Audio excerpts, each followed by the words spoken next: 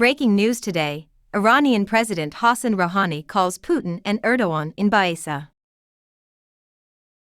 On Tuesday, October 16, Iranian President Ebrahim Raisi called their Russian and Turkish counterparts to say that time was running out to end the Gaza conflict.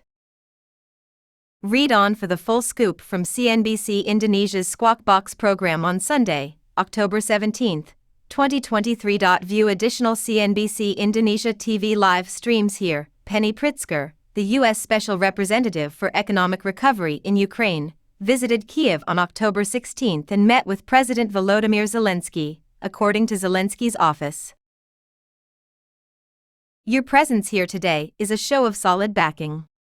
During their meeting, Zelensky emphasized the significance of Pritzker's assurance that the United States is prepared to assist Ukraine throughout the winter season and protect critical infrastructure facilities.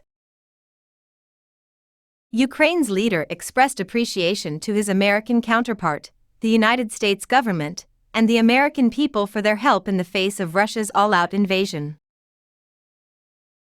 To ensure macro-financial stability in 2024, Zelensky and Pritzker talked about attracting private investment for reconstruction projects and using frozen Russian assets as a major source of funds for the country's recovery. The Ukrainian president has stated that the country's recovery is a top priority despite the ongoing Russian aggression because it allows them to provide the necessary conditions for the fight and victory of our state.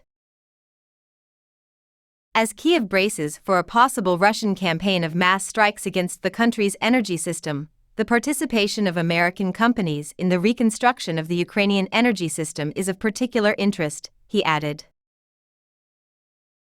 Moscow's experiment with this tactic during the 2022 to 2023 autumn and winter resulted in widespread power outages and cold homes.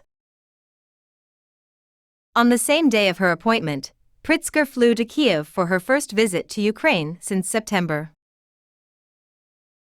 Priorities in Ukraine's reconstruction were discussed in a video call between Prime Minister Denis Shmyhal and Pritzker, and later in person between Zelensky and Pritzker in New York. President Volodymyr Zelensky said via Telegram that he and Canadian Prime Minister Justin Trudeau spoke on the phone on October 16 about the withdrawal of Ukrainian citizens from Gaza.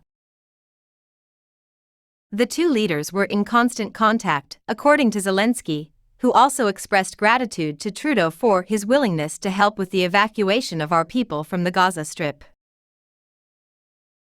It was estimated that 260 Ukrainians were still imprisoned in the northern Gaza Strip.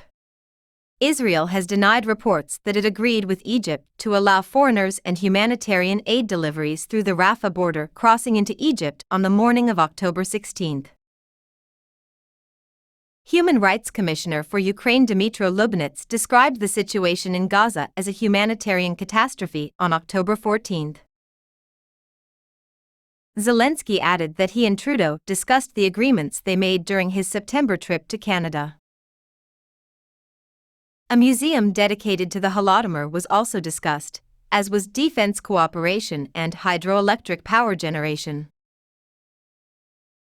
According to Zelensky, the next meeting about Ukraine's peace formula will be held soon, and he invited a Canadian representative to attend. Canada announced on October 11 a new $19 million aid package for Ukraine to use this coming winter.